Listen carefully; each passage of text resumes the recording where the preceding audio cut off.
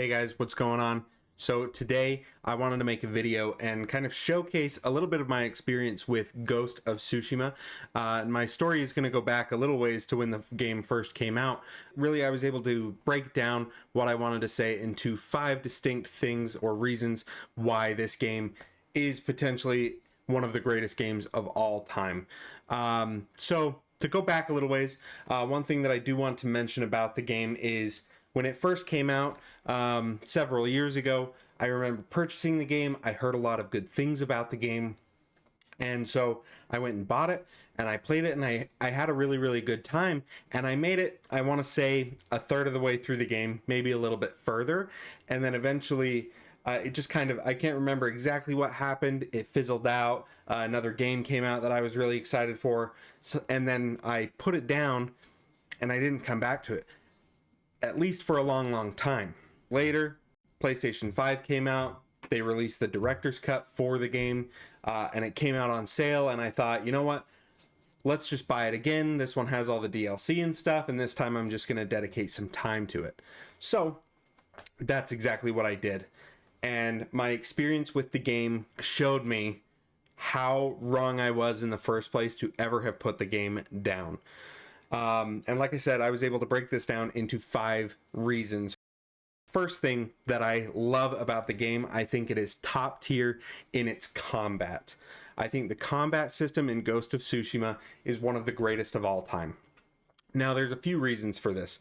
The first is I think the stance system that they have in the game is phenomenal. It gives you a great way to be able to not just learn one fighting style, but be able to switch these fighting styles on the go and adapt to whatever situation you're going into.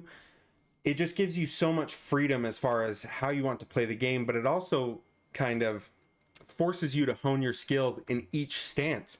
As you go along upgrading these stances, these upgraded versions are going to force you to change how you play the game and how you fight these enemies, and especially as they become stronger and adapt throughout the game as well. Second reason for that is the ghost weapons, which gets into the story a little bit, but I'll get into that near the end. But the ghost weapons are so much fun. I remember the first time I played the game, I think one of the reasons I kind of fell off was I wasn't really utilizing the ghost weapons to their fullest potential. The ghost weapons being your kunai, your smoke bombs, your black powder bombs, all those things that kind of give you the upper hand, especially in like groups and things like that. These weapons are so good at allowing you to take advantage of, the environment around you, being able to stagger enemies, being able to catch them off guard, even throwing down a smoke bomb so that you can get the upper hand and get a free assassination on 1 or 2 enemies really changes the entire dynamic of battle within the game. So from that, I want to move into my second point that I loved about the game, which is the fluidity. What do I mean by the fluidity? The best way that I can explain it is there isn't any jank in the game. Like, you're not connected to any sort of mechanics in Assassin's Creed, for example. Assassin's Creed Shadows just came out. I've been playing that a little bit. And one of the things I notice is as you're trying to run around, climb on things, your character is always going to be attached to a certain part of the game, whether that's, you're running along the top of a railing or something like that, or trying to climb up on this roof. Your character is kind of going to push you to latch on to certain things in the environment.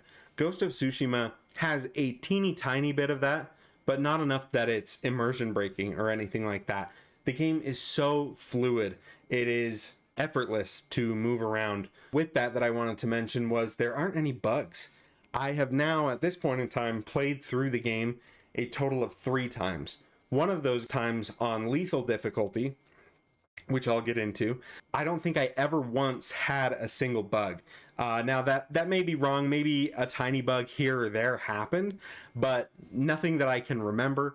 And so it's definitely far and away better than most of the games that we're seeing that come out in the past, I want to say 5 years, maybe even a decade. We've slowly been getting a worse and worse quality in these games over time. But that brings me to the next thing that I wanted to talk about, which was the challenge of the game.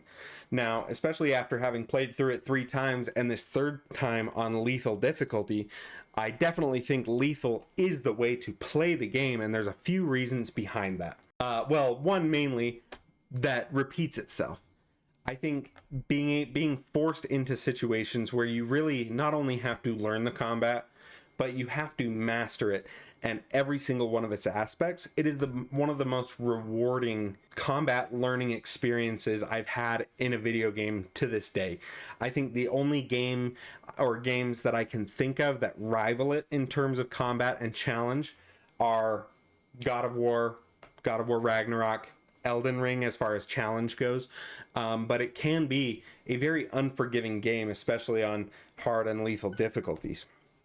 But the beauty in that is I died so many times. I think in this last playthrough I kept track. I died about 266 times, but through all of that, by the end I felt like I was so much better at the game. I really felt like I became a master in what I was doing, even though I'm by far and away not anywhere near a master at the game. In fact, I'm still pretty bad at it.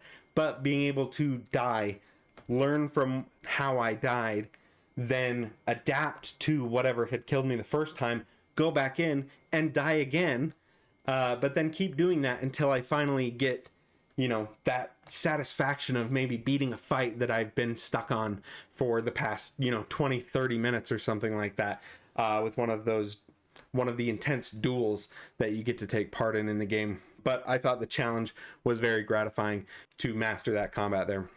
The next thing I loved about the game is the world. Oh my gosh. I cannot even begin to tell you what you are in for if you haven't played the game as far as beauty in this game.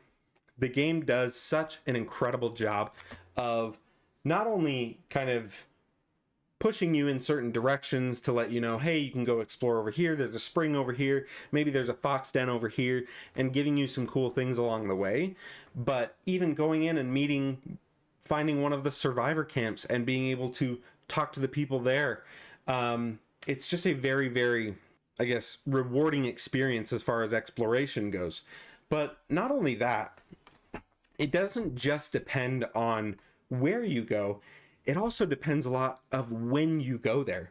I remember there being some times where, I had to go to a certain area, maybe Golden Temple, one of the other areas that you'll go through a handful of times throughout the game, where the first time you go in, it's all bright and yellow and it's, really, really vibrant. And then the next time you come in, there's a storm going on and there's fog in the air or something like that. And they do so much to really let the world live around you. Not so much that the world is living, that it's just there, but that it is breathing. It is a living, breathing thing that you get to be a part of. Not to mention the style in the game. The old-timey Japanese movie showcase styling is incredible. It is something that when I first got in the game, I thought, okay, is this cool? Is it kind of tacky? I wasn't really sure what to expect, but it ended up being one of my favorite parts about the game. Like when you finish one of your missions and it gives you sort of a backdrop, it puts Jin and maybe the horse, and it gives you a title for that mission. The Tale of Lord Shimura, or whatever tale you just did. And those ended up being one of my favorite things to see throughout the game. Those 4 things being said, the last thing I wanted to touch on was the story. I know I said, oh my gosh, about the world, but the story is by far and away the best reason to get your hands on this game and to get into it. Even if you're not a gamer, just being able to get into the story, maybe watch someone else play the story is so incredible. And it boils down to really quite a few things. The first thing that comes to mind is all the complex characters. Jin and his uncle, and Yuna and her brother, and down to Kenji, the guy who sells sake to the Mongolians so that he can stay alive. All of these characters break down into such complex people. They all have their own wants and desires. But really what what happens with those characters as we move through and sort of build a relationship with each one of them, they have their own stories, but what we find is there are stakes associated with each of these characters. And so we really want Jin to be making the right decisions on behalf of these people. And so the stakes is the next thing that I wanted to talk about. There are consequences for everything that you do in this game. Now, that being said, it is very linear in the sense that you're not going through the game making a bunch of different decisions. In every tale you're going to be choosing the good side or the bad side or anything. It is very linear. It is a set story. You're not going to be changing any of that, apart from one thing at the end that I don't want to spoil for you. But what the game does is it really dives deep into who these characters are, but also what is honor? What are they fighting for? And what is really important? Is it more important that we follow, a set of traditions? Or is it more important that we save people's lives no matter what the cost? And with that, it comes down to a final decision. And still to this day, after 3 playthroughs, I've got a bunch of friends who have finished the game that we still debate to this day. Which decision is the right decision? Which decision would Jin do if he was, the one in charge, instead of us, the players, being in charge? And really, there's not a good way for me to put it into words, but it makes you feel something on a level that most games fail to elicit that kind of emotional response out of you. So those are the things that I loved about Ghost of Tsushima. It may not be the greatest game of all time. It's definitely in my top 5, and it is definitely in the conversation for the greatest of all time. Even now, 2025, it being several years old, I can't even begin to tell you how ecstatic I am for the sequel to be coming out hopefully later this year, unless it gets pushed back. We'll see how that goes. This is a game that has changed my expectations of, the games that I play and gaming in general. And I think it will continue to do a good job of sort of influencing the industry as we move forward with more games like this, especially the sequel coming out. But those are all my thoughts on the game. Thank you so much for watching. If you want to sort of be a part of our community, I'm also streaming on Twitch Tuesday and Thursday nights, as well as Sunday night. I'll be doing a different thing each of those 3 nights, but come drop in, say hi at twitch.tv/DJ Swiggins. There will be a link in the description. Your parents will always be with you. Yes, Uncle.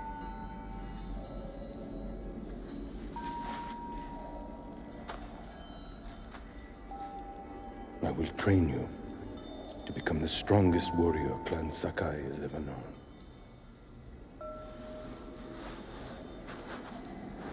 I will raise you as my own son. Are you ready?